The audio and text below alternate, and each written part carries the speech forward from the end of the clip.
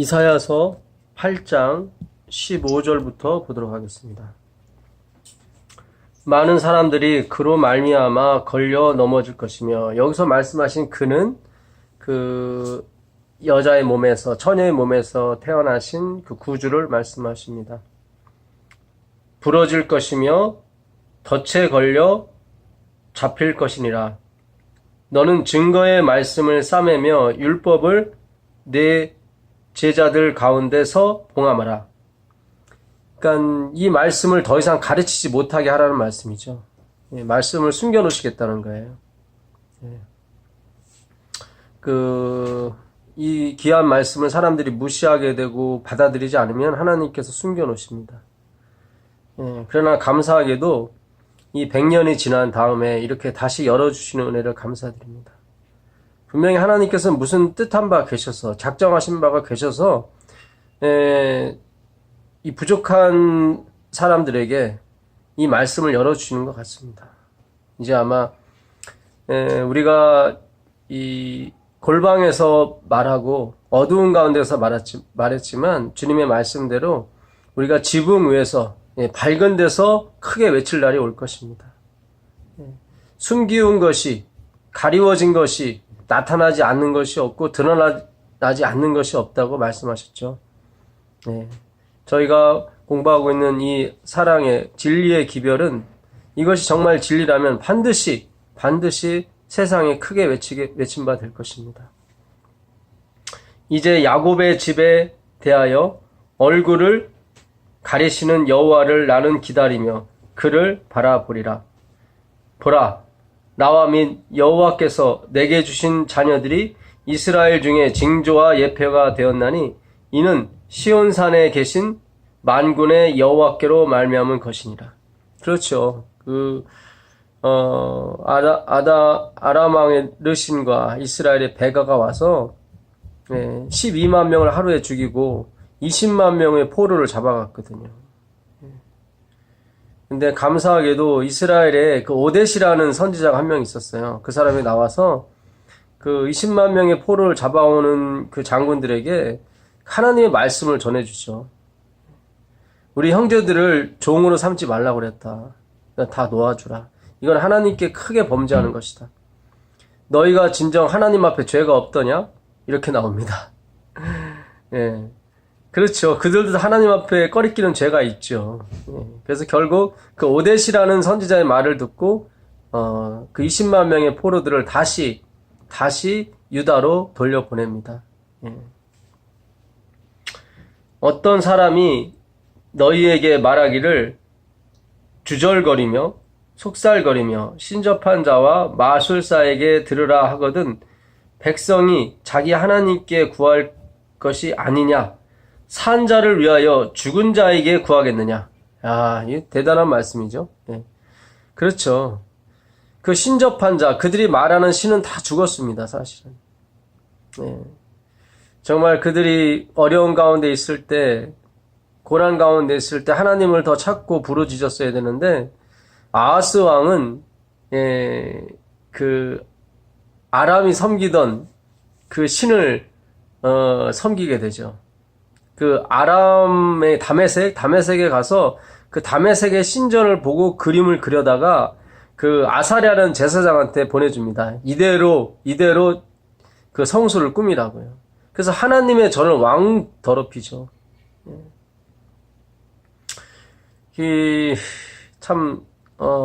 우리가 어려운 가운데 있을 때, 아주 힘든 가운데 있을 때 자꾸 미래에 대해서 물어보고 싶은 욕망이 있나 봐요. 간혹 크리스찬들이 이 점 보는 사람, 점 치는 사람한테 가서 물어보는 경우가 왕왕 있습니다, 사실. 지금은 별로 없는 것 같은데 옛날에는 좀 있었어요, 사실은. 만약에 그 점 치는 사람, 마술사, 그 신접한 자가 진짜 그 운명을 바꿀 수 있다면 뭐 고려시대나 삼국시대나 조선시대가 그렇게 망하진 않았겠죠. 설사 그걸 미래를 안다 할지라도 그들에게는 그런 능력이 없습니다. 그 세계에서 점성술이 가장 아주 유행하는 데가 어디냐면 인도하고 아프리카예요. 그것만 봐도 중국도 마찬가지죠. 그 점술이 아주 유행하죠. 예. 삼국 시대 때도 마찬가지였습니다. 삼국이 멸망할 때도 다 그 점성술이 아주 판을 쳤어요. 이게 마지막 때는. 이 세상이 혼란하니까 막 물으러 다니는 거죠. 사람들이 이렇게 물으러 다닌다는 얘기는 그럴싸한 대답을 주기 때문에 그렇습니다. 세상에도요, 우리에게 주는 평안이 있어요. 예, 답처럼 보이는 게 있어요, 사실은. 예. 그러나 거기엔 능력이 없습니다. 그걸 확실히 아셔야 돼요. 단지 내가 위안을 삼고, 단지 그냥 스스로, 이 위안 삼아서 그런 것 뿐이지, 그 위안이 얼마나 가겠습니까? 힘들고 어려울지라도 우리가 주의 말씀만을 붙들고 간다면 반드시 실마리가 보일 것입니다. 반드시 주님께서 일하시게 될 것입니다. 그래서 그 믿음을 잃지 않게 되길 바랍니다. 그렇죠. 산 자를 위하여 죽은 자에게 어떻게 구하겠습니까? 다른 신들은 다 죽었거든요. 다 죽었습니다. 옛날에 사울 왕도 그 사무엘이 죽은 다음에 아주 궁급했죠. 누굽니까? 그 팔레스타인, 예, 그들이 쳐들어왔을 때 아주 궁급했습니다. 그래서 그 신접한 자한테 가서 변장을 하고 가서 그 사무엘을 불러 올려달라고 얘기를 하죠. 그러니까 그 신접한 자가 사무엘을 진짜 불러 올립니다. 근데 진짜 사무엘이 아니죠. 가짜죠. 사실은. 그러니까 사무엘이 그럴싸하게 대답을 해요. 왜 나 귀찮게 또 깨느냐고. 그러니까 사울이 물어봐요. 그러니까 사무엘이 대답을 해줍니다. 너 며칠 있다 죽는다. 얘기를 합니다. 그 말대로 진짜 그가 며칠 있다 죽어요. 예. 그 팔레스타인하고 싸우다가, 예, 결국 죽습니다. 그렇다면 신접한 자의 말이 맞지 않습니까? 정말 그들을 신 아닙니까? 근데 화이트부인의 그 기별에 보게 되면 그 사무엘은 진짜 사무엘이 아니라는 거예요. 하나님이 보내신 사무엘이 아니라는 거예요. 이유는 단 한 가지. 그 사무엘의 말 속에는 희망이 없었다. 예, 참 대단한 말씀 같아요. 그래요. 절망이라는 단어는 하나님께 없습니다, 사실은. 사단이 가장 크게 사용하는 것이 하나가 절망이거든요. 절망이 사람에게 주어지면 하나님도 안 보이고 아무것도 안 보여요. 근데 하나님은 뭐예요? 희망이에요. 희망. 땅은 혼돈하고 공허하며 흑암은 깊음 위에 있죠. 흑암이 깊음 위에 있다는 것은 칠흑 같은 흑암을 말하죠. 그런데도 하나님의 신은 그곳에 계셨습니까? 계셨죠. 하나님의 신은 운행하셨습니다. 그분이 바로 하나님이에요. 그 흑암에서 빛이 있으라 하심에 빛이 있었죠. 그 칠흑 같은 캄캄한 흑암, 예, 흑암에 빛이 있었습니다. 그게 어떻게 됐어요? 말씀으로 된 거죠. 이 말씀을 굳이 안식일을 지키고 이 말씀을 굳게 붙잡는 사람은 복이 있다고 이사야는 이렇게 말씀하십니다. 사실은. 오늘 우리가 복 있는 사람입니다. 그 복을 누리게 되길 간절히 바랍니다.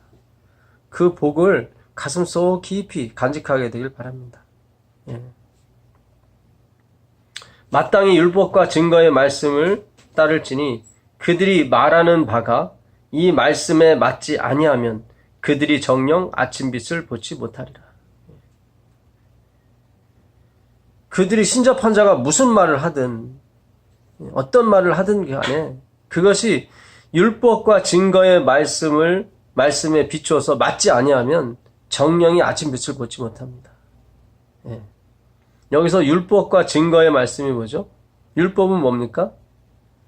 그 당시 모세오경을 말하죠. 모세오경. 증거의 말씀은요. 이제 모세오경 외에 39건. 지금 이사야가 지금 하고 있는 거, 지금 이사야서죠. 이사야서를 쓰는 그 당시에는 이것이 성경이 아니었죠. 후에 성경이 되죠. 이것이. 항상 이 진리, 참, 증인을 세울 때는 2명 이상을 세워야 됩니다. 그래서 예수님을 증거할 때도 항상 두 증인이 필요해요. 두 증인. 그게 요한계시록 11장에 나오는 두 증인입니다. 두 감람나무고 두 촛대죠. 그게 스가랴서 4장에 나오는 두 감람나무입니다. 스가랴서 3장에는 무슨 얘기가 나오죠? 대제사장 여호수아의 옷을 벗기죠. 더러운 옷을 벗기고 새 옷을 입힙니다. 사탄이 옆에서 고소할 때 하나님께서 그렇게 말씀하시죠. 사탄아, 내가 너를 책망하노라. 얘기하시죠.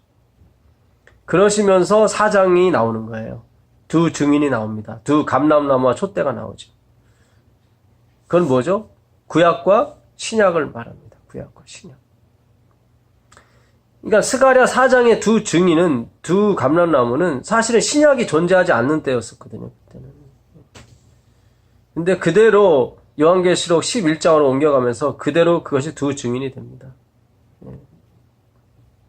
그래서 예수님을 증거하는 것은 항상 두 증인이 필요합니다. 그래서 구약과 신약을 우리가 옮겨가면서 성경을 공부하는 것은 예수님을 보다 확실히 아는데 결정적인 요건이 됩니다. 그래서 구약, 신약 이 두 가지가 항상 그리스도를 비추고 있고 그리스도를 가리키고 있는 것을 우리가 항상 이 두 성경을 통해서 배워야 됩니다. 요한계시록 11장에 보게 되면 이 말씀을 저지하는 자는 저주를 받을 것이고 좀 강력한 표현을 썼어요. 내가 죽일 것이다. 그렇게 말씀하세요. 이 하나님의 말씀을 증거하고 이 하나님의 말씀을 연구하는 것을 막는다는 것은 하나님의 진노를 사는 것입니다. 요한계시록 한번 가보세요. 요한계시록 11장 가보겠습니다. 요한계시록 11장 5절 보세요. 5절. 만일 누구든지 그들을, 여기서 그들이라고 하는 것은 두 증인을 말합니다. 여기 4절부터 보겠습니다. 4절. 그들은 이 땅에 주 안에서 있는 두 감람나무와 두 촛대니. 그렇죠? 이 두 증인입니다. 두 감람나무와 두 촛대. 만일 누구든지 그들을 해하고자 하면 그들의 입에서 불이 나와서 그들의 원수를 삼켜버릴 것이요. 누구든지 그들을 해하고자 하면 반드시 그와 같이 죽임을 당하리라. 그래서 이 하나님의 말씀을 막고자 하는 자들은 사실 용서가 없습니다. 용서가 없어요. 물론 그리스도의 십자가의 연회로 나중에 회개하면 다 용서받고 구원을 받죠. 1783년에 프랑스 대혁명이 일어날 때 프랑스 의회에서 성경을 다 폐지시켰죠. 성경은 가짜책이고 성경은 불온 서적이다. 그래서 다 불태우라고 그랬습니다. 1783년에. 그리고 프랑스가 아주 어렵게 됐습니다. 더 사회는 혼란스럽고 강도와 강간, 살인이 아주 끊이지 않았죠. 그래서 보다 못한 의회가 3년 반이 지난 3일 반이죠. 한때, 두때, 반때. 그 3년 반이 지난 1897년 그들이 다시 공포를 합니다. 성경을 다시 읽어라. 다시 성경을 읽어도 괜찮다. 엘렌 화이트분이 대쟁투에 그 말씀을 주석하시면서 만일 그 당시에 프랑스가 이 하나님의 말씀을 막지 않았다면 그들은 아마 하나님께서 크게 쓰실 수 있는 그런 나라가 되었을 것이다. 지금은 어떻습니까? 프랑스가 잘 사는 것 같지만 진짜 음란과 퇴폐의 온상이 됐죠. 프랑스가. 아마 그들이 하나님의 말씀을 존귀히 여기고 그 말씀을 증거하는데 그들이 협조했다면 아마 미국과 같이 정말 하나님의 복음 사업을 위해서 크게 쓰임받는 그런 나라가 되었을 것입니다. 이것은 한 나라, 한 사회에만 적용되는 것이 아닙니다. 우리 개인에게도 적용이 되는 것입니다. 하나님의 말씀을 막고자 하는 자는 하나님이 죽이시되 반대로 생각해 보세요. 하나님의 말씀을 전파하고자 하고 어떻게든지 살리려고 하는 사람에게는 하나님이 무슨 수를 쓰더라도 그를 다시 일으키시고 그를 인도해 주십니다. 그가 사망의 음침한 골짜기를 다닐지라도 해를 두려워하지 않습니다. 왜요? 주께서 함께 하시기 때문에 그렇죠. 이 말씀은 이래서 우리에게 큰 희망이 되고 용기가 되는 것입니다. 예. 그래서 이 하나님의 말씀은 희망이에요. 희망. 예. 성도들의 인내가 여기 있나니, 그 인내라는 말을 다른 말로 소망으로 바꿔도 상관이 없습니다. 그러니까 성도들의 소망이 여기 있나니, 저희는 하나님의 계명과 예수 믿음을 지키는 자입니다. 호 피스티스 호 이에수스 이렇게 됐어요. 예수 믿음이에요. 예수 믿음. 그 예수님, 그 예수님의 그 믿음을 지키는 거죠. 하나님의 계명, 하나님의 계명들이라고 돼 있어요. 복수예요, 원래. 테스트먼트, 언약이죠, 언약. 하나님의 언약들과 예수 믿음을 지키는 자들이죠. 하나님께서 내가 이렇게 해주겠다. 이주겠다. 그 테스트먼트, 유언이죠. 유언을 당신이 반드시 이루십니다. 요한계시록 14장 12절도 두 증인이죠. 하나님의 언약과 예수 믿음. 그 언약. 아세라토 하데바림. 10계명이죠. 언약의 말씀이었죠. 그 말씀이 반드시 변치 않고 그대로 내가 다 이룰 것이다. 이게 바로 그분의 의지입니다. 의지. 그래서 율법과 증거의 말씀은 다 누구를 가리키냐면 그리스도를 가리킵니다. 근데 이 사람들이 행위로 가다 보니까 자꾸 신접한 자, 자꾸 영웅을 찾아다니고 자꾸 눈에 보이는 희망을 찾아다니는 거죠. 자, 이사야서 다시 가보겠습니다. 이사야서 8장으로 가보겠습니다.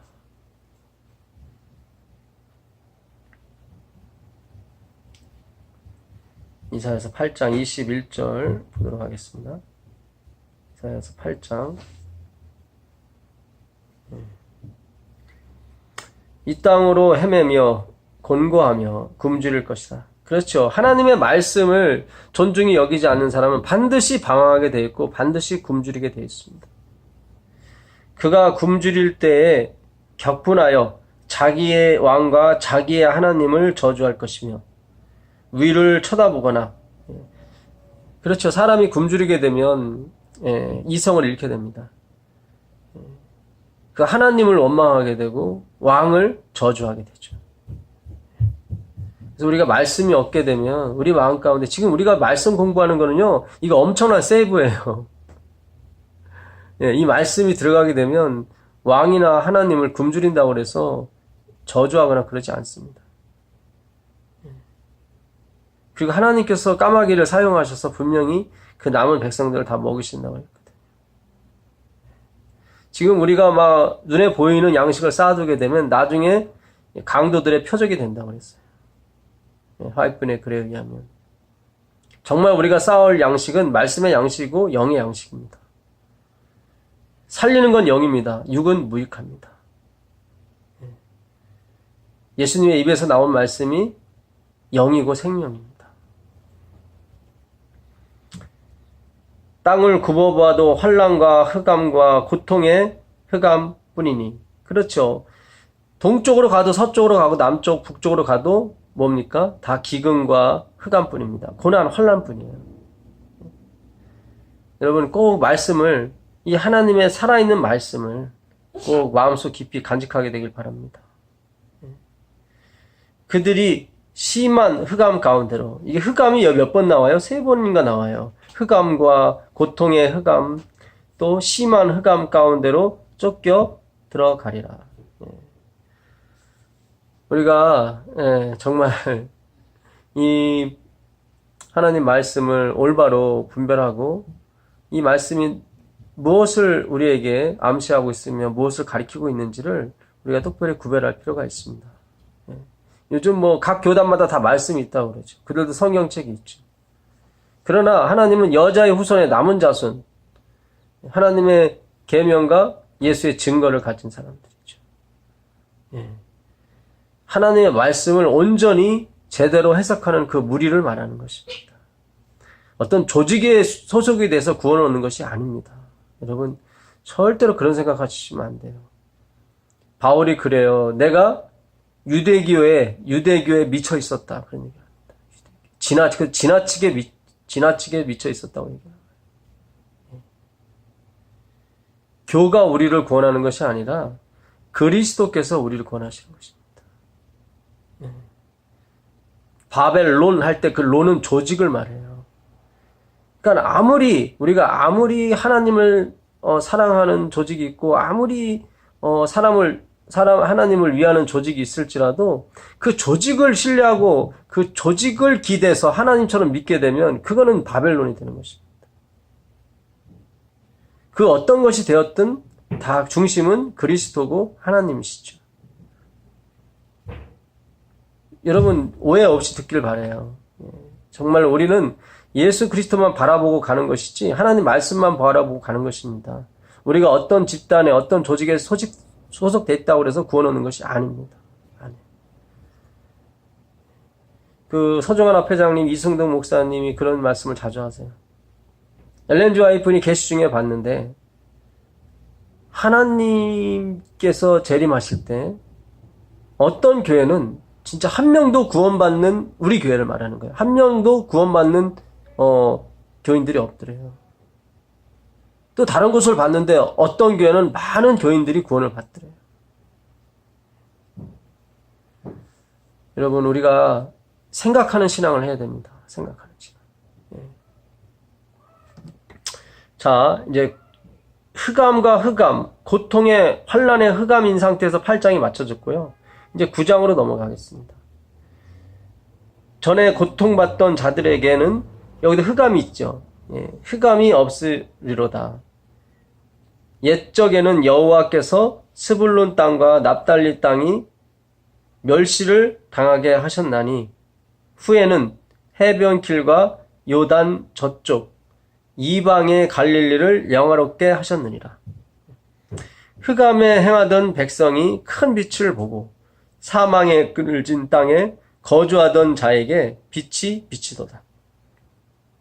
주께서 이 나라를 창성하게 하시며 그 즐거움을 더하게 하셨으므로 추수하는 즐거움과 탈취물을 나눌 때의 즐거움 같이 그들이 주 앞에서 즐거워 하오니 이는 그들이 무겁게 맨 멍에와 그들의 어깨의 채찍과 그 압제자의 막대기를 주께서 꺾으시되 미디안의 날과 같이 하셨음이니다. 참 대단한 말씀이죠. 우리가 8장까지는 어땠습니까? 우시아나 아하스 왕, 참 다윗의 자손이었지만은 엉망진창이었죠. 하나님을 믿는다고 입술로는 말했지만 그들의 마음은 항상 예수님, 하나님이 아니라 다른 곳에 가 있었어요. 눈에 보이는 거예요. 그리고 자기가 하는 거예요. 다 거기에 그들의 신앙의 초점이 가 있었습니다. 그래서 그들은 흑암과 환란의 흑암, 고통의 흑암, 아주 심한 흑암 가운데 들어가게 됐었죠. 자비하신 하나님께서 그걸 그냥 보지 않으시고 하나님의 세상을 이처럼 사랑하사 독생자를 주셨습니다. 주셨죠. 그래서 여기 스불론 땅과 납달리 땅이 나오죠. 이 납달리는 야곱의 여섯 번째 아들이고요. 스불론은 레아의 여섯 번째 아들입니다. 다 여섯 번째 아들이에요. 예수님이 일곱 번째죠, 사실은. 그러니까 우물가의 여인도 전에 남편이 5이었고 지금 살고 있는 남편도 내 남편이 아니다 그랬거든요. 그러니까 여섯 번째 남편이었고 예수님이 일곱 번째였어요.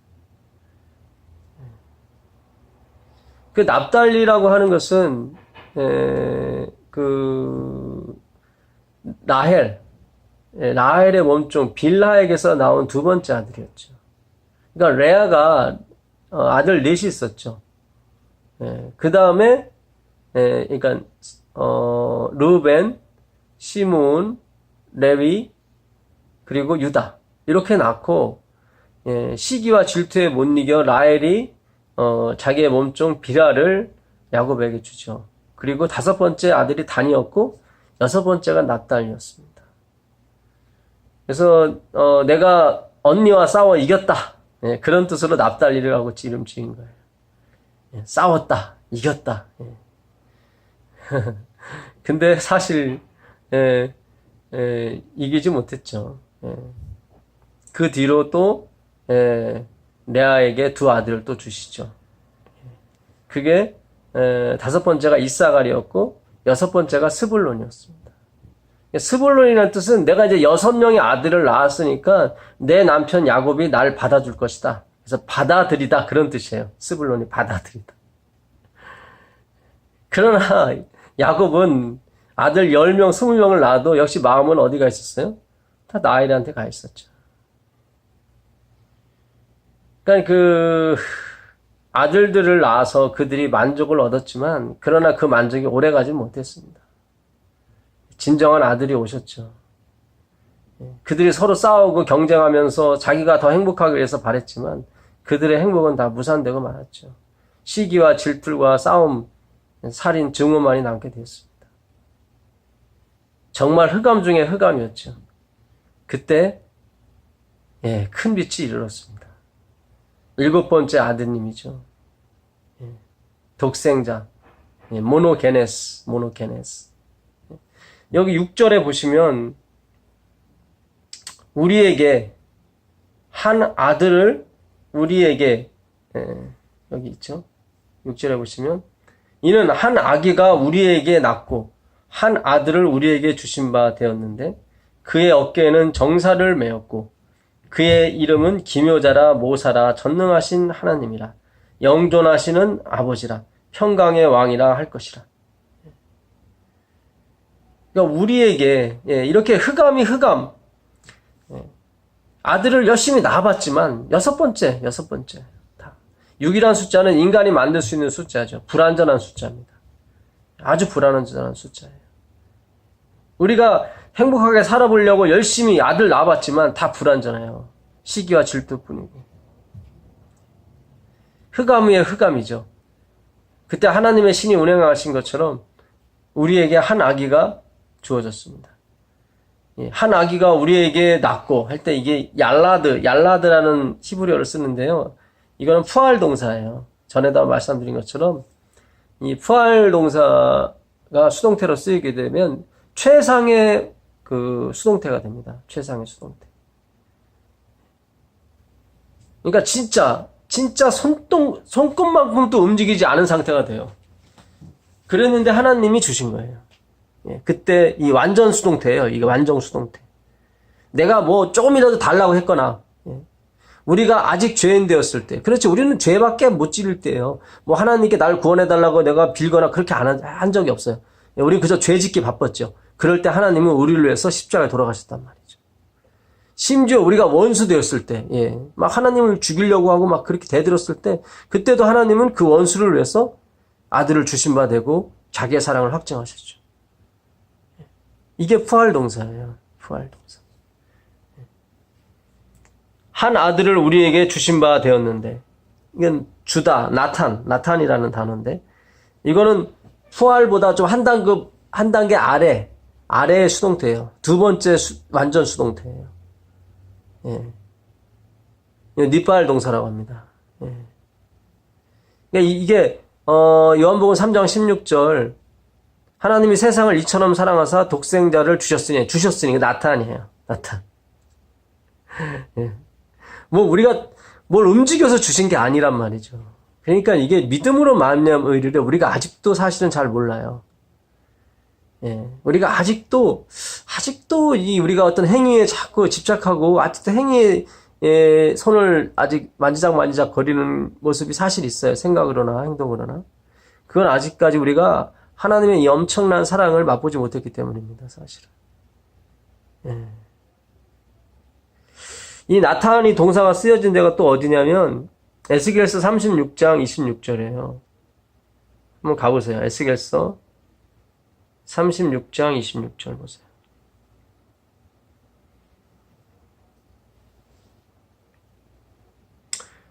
또 새 영을 너희 속에 두고 새 마음을 너희에게 주되. 여기 주되 있죠?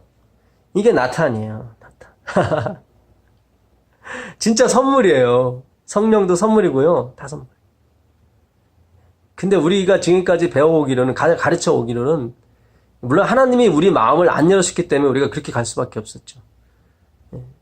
우리가 막 준비를 하고, 막 이렇게 시끌벅적하게 하고, 막 그래야 이렇게 오시는 것처럼 느껴졌잖아요. 그 준비를 하나님이 하시는 거였어요. 내 준비는 뭐예요? 그분만을 바라보는 거죠. 그분만을 기다리는 거죠. 우리는 어떤 상태인데? 십자가에 달린 상태거든요. 십자가에 달린 사람이 뭐만 기다리겠어요? 이걸 풀어주기만을 기다리는 거죠. 더 움직이면 더 아파요. 움직이면 더 아픕니다. 제가 이런 말 하면은, 아, 그래, 뭐, 게으르게 살아도 되고, 뭐, 그냥, 그런 육적인 의미가 아니죠. 예, 여러분, 그 오해하시면 안 돼요. 예. 우리가 영이죠. 살린 건 영이지, 육이 아니잖아요. 예. 새 마음을 너에게 주되, 너희 육신에게서 굳은 마음을 제거하고, 부드러운 마음을 줄 것이며, 또 내 영을 너희 속에 두어, 너희로 내 율례를 행하게 하리니 너희가 내 규례를 지켜 행할지라. 그렇죠. 이제는 그 성령께서 내 마음에 주신 바 되고 그분이 새 마음을 주시면 그때는 정말로 우리가 원하는 삶을 살 수가 있어요. 마음을 다하고 뜻을 다하고 목숨을 다하여 하나님만을 사랑할 수 있고요. 내 아내를 비롯해서 내 남편을 비롯해서 내 이웃, 내 아들, 내 딸, 뭐 물론이고요. 내 교우들, 누구도 미워하지 않아요. 누구도 시기와 질투가 하지 않아지고 그렇게 돼요. 참 기가 막히죠. 이게 니팔 동사고 푸알 동사예요. 예. 이게 정말 대단한 거예요. 대단한 거예요. 이 37절 한번 보세요. 37절 보시면 37절 주 여호와께서 이같이 말씀하셨느니라. 그래도 이스라엘 족속이 이같이 자기들에게 이루어 주기를 내게 구하여야 할지라. 하나님 반드시 주셔요. 우리한테 선물 주셔요. 그래도 구하셔야 돼요. 그래도 구하셔야 돼요. 예. 그래도 구하셔야 됩니다. 예. 우리가 정말로 성령님을 간절히 구할 때 하나님은 약속대로 그 푸알 동사, 니팔 동사처럼 거저주세요. 예, 거저주십니다. 물론 구하는 거, 갈급한 것도 내가 갈급하고 구하는 건 아니죠. 하나님의 선물이라고 화이트분들 분명히 얘기하고 있습니다. 우리가 열심히 성령을 구하고 예수님을 구하시게 되길 바랍니다. 자, 이제 몇 구절만 더 하고 오늘 말씀을 줄이게 하겠습니다. 마태복음 가볼까요? 마태복음 4장, 4장 가보겠습니다. 4장 12절부터 보겠습니다. 예수께서 요한이 잡혔음을 들으시고 갈릴리로 들려가셨다가 나사렛을 떠나 여기 뭐가 나오죠? 스불론이 나오죠. 스불론과 납달리 지경 해변에 있는 가보나움에 가서 사시니 이는 선지자 이사야를 통하여 하신 말씀을 이루려 하심이라. 일러스되 스불론 땅과 납달리 땅과 요단강 저편 해변길과 이방의 갈릴리여 흑암에 앉은 백성이 큰 빛을 보았고 사망의 땅과 그늘에 앉은 저들에게 빛이 비추었도다 하였느니라. 그 마음에 흑암이 있고 그 마음에 사망의 그늘이 있는 분이 계십니까? 예수님께서 이 시간 큰 빛으로 그 마음에 임하여 주시기를 바라겠습니다. 여기 나오죠. 스불론 땅과 납달리 땅, 요단 저편에 있는 정말 소망이 없고 희망이 없는 그들에게, 사망의 그늘밖에 없는 그들에게 무슨 희망이 있겠습니까? 그때 하나님이 삶의 실마리를 제공해 주시죠. 저도 그럴 때가 있었습니다. 빛이 없는 지하실 방에서 1년을 사는 때가 있었죠. 그때 하나님이 실마리를 주셨어요. 그게 뭐였냐면 말씀이었어요. 제가 눈물의 선지자에서 에레미야를 열심히 읽고 있었는데 어느 장로님이 전화가 오셔서 내가 집을 하나 사놨는데 이 거할 사람이 없다. 자식들 주려고 그랬는데 장가를 안 가서 못 주겠다. 여기 와서 좀 살아줄 수 있냐고 그래서. 그때 제가 그 지하실을 탈출한 거 아닙니까? 예. 또 성경을 계속 읽었어요. 읽었는데 출애굽기서를 읽었더니 출애굽기 22장에 내 형제가 가난하여 꾸이거든 꾸어주라는 말씀대로 제가 그 이모들한테 도움을 요청했죠. 그랬더니 이모들이 선뜻 1780만 원을 내주시더라고요. 그거 가지고 이제 정식으로 집을 하나 구하라고. 그래서 제가 남의 집에서 나와서 제 이름으로 집을 하나 구하게 되었습니다. 정말 제가 말씀이 아니었으면 미국 땅에 올 수가 없었어요. 제 지금 집사람도 만날 수가 없었죠. 항상 말씀이 항상 저 앞에 실마리가 되었고 빛이 되었습니다. 주의 말씀은 내 발의 등이요 내 길에 뭡니까? 빛인 것입니다. 빛인 것입니다. 한국이 이렇게 잘 산 적이 없었습니다. 세종대왕 때도 이렇게 잘 사지 않았습니다. 하나님 말씀이 들어온 뒤로 한국이 이렇게 강해지고 잘 살게 되었던 것입니다. 왜 미국 땅을 주셨습니까? 말씀을 사모하는 자들 때문에 주신 겁니다. 그들이 영국에서 그 청교도들이 영국에서 핍박을 받고 갈 데가 없었어요. 네덜란드로 갔어요. 근데 거기서도 핍박이에요. 그들 생각에는 주님이 버렸다고 생각할지도 모르죠. 그래서 이제는 1625년에 그 메이플라워에 102명이 타고 8월 15일 날 그 영국의 항구를 출발했습니다. 근데 저 하나님이 도와주시면 좋겠는데 가다가 또 이 기관이 고장이 나가지고 한 달 만에 돌아왔어요. 아닌가 보다. 여기서 죽는가 보다. 아니요. 하나님이 희망이 있어요. 다시 노를 저어라.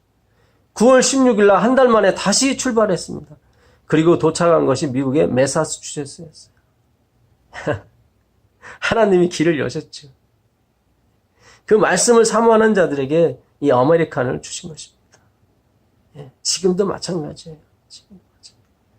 말씀을 사모하고 말씀을 지키려고 하고 말씀을 찾아서 가는 사람들에게 하나님은 신대륙, 새로운 대륙을 또 주실 것입니다. 그것이 바로 파라다이스고 그것이 바로 천년 왕국인 것입니다.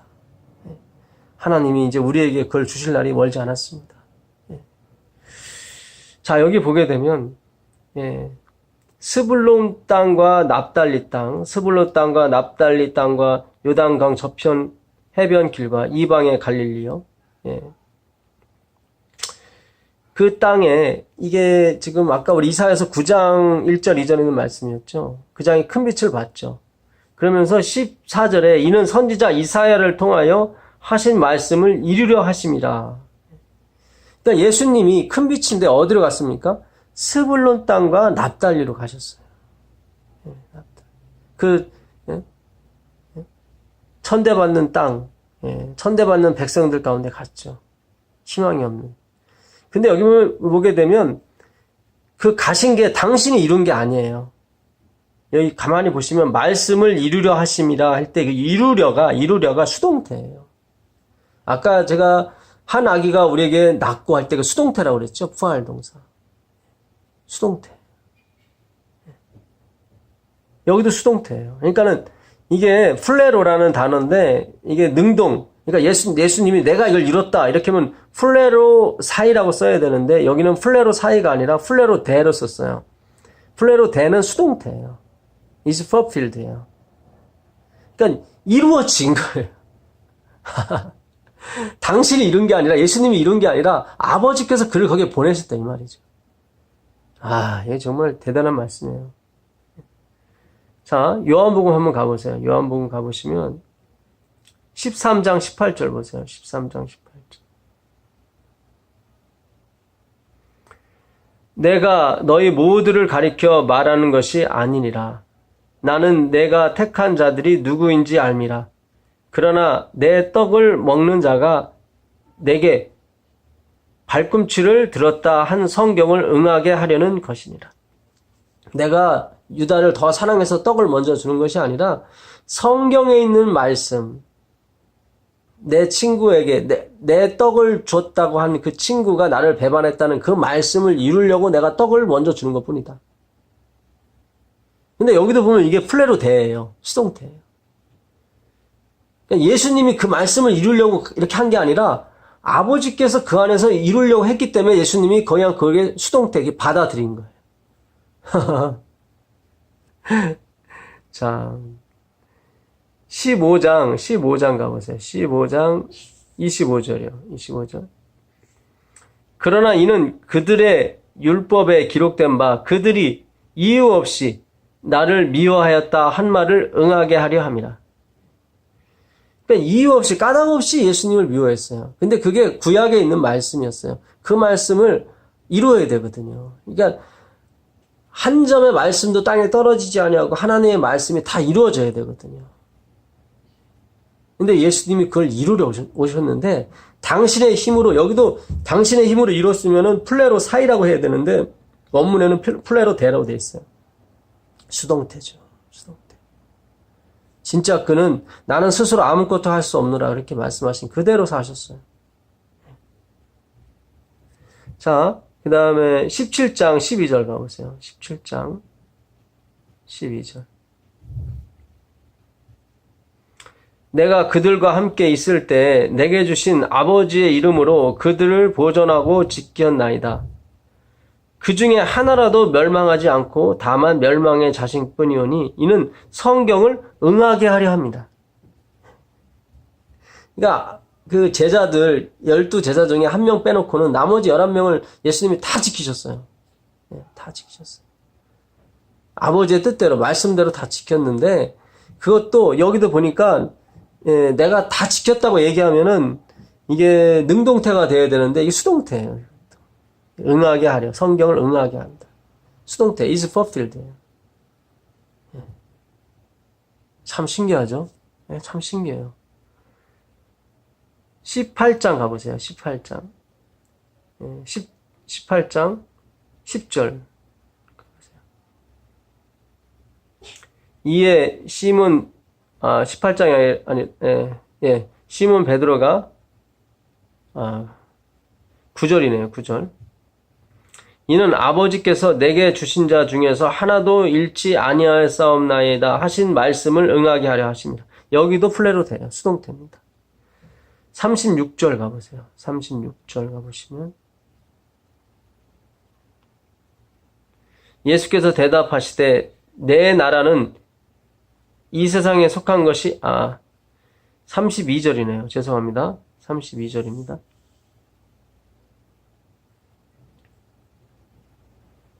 이는 예수께서 자기가 어떠한 죽음으로 죽을 것을 가리켜 하신 말씀을 응하게 하려 하십니다. 그러니까 십자가에 돌아가셔 이방인 손에 팔려서 이 십자가에 돌아가시는 그 죽음을 예고한 것이죠. 근데 그것도 수동태예요. 이것도 수동태. 아버지께서 안에서 하신 거예요. 그리고 그분은 그걸 받아들인 것뿐입니다. 19장 가보세요. 19장 24절. 19장 24절.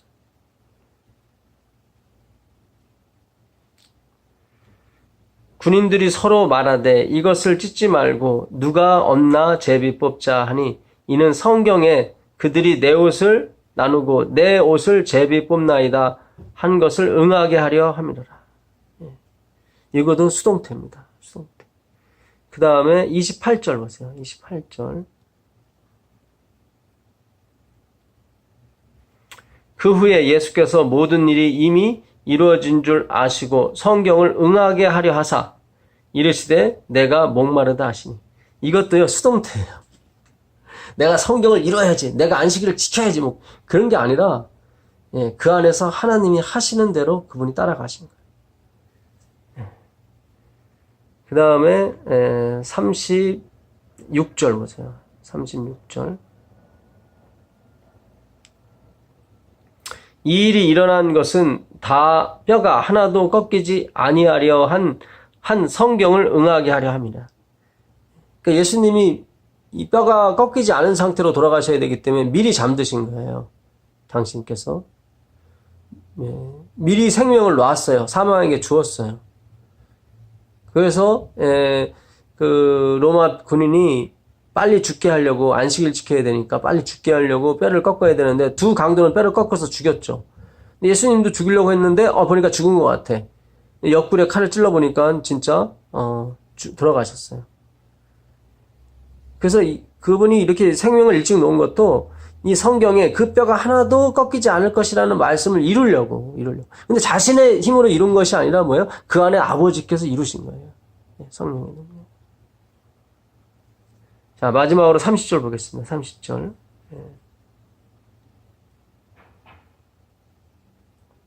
예수께서 신포도주를 받으신 후에 이르시되 다 이뤘다 하시고 머리를 숙이니 영혼이 떠나 가시니라. 다 이루었다. 다 이뤘다. 이거 완료형이에요. 현재 완료형이에요. 현재 완료. 과거 완료형이 아니라 현재 완료형. 다 이뤘다. 이것도 수동태예요. 겉으로 보기엔 능동 같죠? 아니요, 수동태예요. 이 텔로스, 완전, 퍼펙트라는 단어 쓰거든요. 텔로스. 테텔로스타이라는, 이거 수동태입니다. 수동태. 현재 완료형이죠. 다 이루어졌다. 그런 뜻입니다. 다 이루어졌다. 참, 그분은 하나님의 본체시거든요. 본체세요. 스스로가 내가 생명을 줄 권세도 있고 다시 찾을 권세가 있다고 하신 말씀이죠. 그분이 없이는 세상에 된 것이 하나도 없어요. 하나님의 본체세요. 동등되시고요. 한 아기 우리에게 낳고 아버지 품속에 있었던 독생하신 하나님이라고 나와 있습니다. 1장 18절에. 그 독생, 모노게네스. 모노는 뭐예요? without help예요. 도움 없이. 게네스는 겟나오. 네가 거듭나야겠다 했을 때 예수님께서 겟나오 아노뎀 그랬죠. 너희가 위로 물과 성령으로 거듭나야겠다. 위로 다시 태어나야겠다. 겟나오의 그 게네스예요. 모노게네스. 도움 없이 나오신 분이에요. 그런데 철저하게 어떻게 보면 굴욕적일 정도까지 그분은 아버지 손에 모든 것을 의탁하고 사셨습니다. 누구 보라고요? 루스벨 보라고요. 저렇게 자기 능력도 아닌데 그 받은 바 능력을 가지고 마치 자기 능력처럼 저렇게 펄펄 뛰는 루스벨 앞에서 그리스도께서, 창조주께서는 겸손하게 죽는 수가까지 테텔레스타에 다 이루어지다. 그 말씀을 하고 잠드셨죠. 참 그분의 겸손함과 그분이 어디까지 낮아진지는 우리는 감당할 수 없었고 알 수가 없습니다. 정말 아름다운 이야기죠. 그리고 우리의 찬송과 영광을 받으시기 합당하며 하나님 앞에 흠없고 완전한 제물 되시기 합당하십니다. 그분의 노고와 희생으로 말미암아 우리는 진주 성문을 통과하게 될 것입니다. 그분에 관한 노래를 부르면서 그분에 관한 이야기를 하면서 우린 그곳에 문을 열게 될 것입니다. 오늘 밤도 그러한 밤이 되길 간절히 바라면서 말씀 마치겠습니다. 기도하겠습니다. 하늘에 계신 아버지 하나님 감사합니다. 오늘도 주님의 사랑 가운데서 우리가 편히 쉬게 해주시오니 감사합니다. 주님, 내일 밝은 태양이 뜨고 우리에게 또 한 날이 주어질 때 주님께서 더 깊으신 뜻과 말씀으로 우리를 비춰주시고 우리의 인생이 말씀의 빛으로 환하게 비춰질 수 있도록 주님 인도하여 주옵소서. 우리가 지금은 골방과 어두운 가운데서 말씀을 나누고 있지만 언젠가는 큰 빛을 가지고 나갈 때가 올 것입니다. 그때를 위해 묵묵히 준비하는 백성들에게 주님 역사하여 주시옵소서. 일하는 일터마다 가정마다 주님께서 복과 복을 더하여 주시고 행복에 행복, 미소와 미소를 더하여 주시옵소서. 주의 당신의 사랑하는 백성들이 말씀을 사랑하는 백성들이 주님께 간구할 때 하늘에서 들어주시고 응답하여 주시옵소서. 몸이 아픈 주의 백성들에게 치료에 위로에 강건함을 더하여 주시옵소서. 우리 주 예수 그리스도의 이름으로 기도드립니다. 아멘. 감사합니다. 감사합니다. 고맙습니다. 고맙습니다. 감사합니다.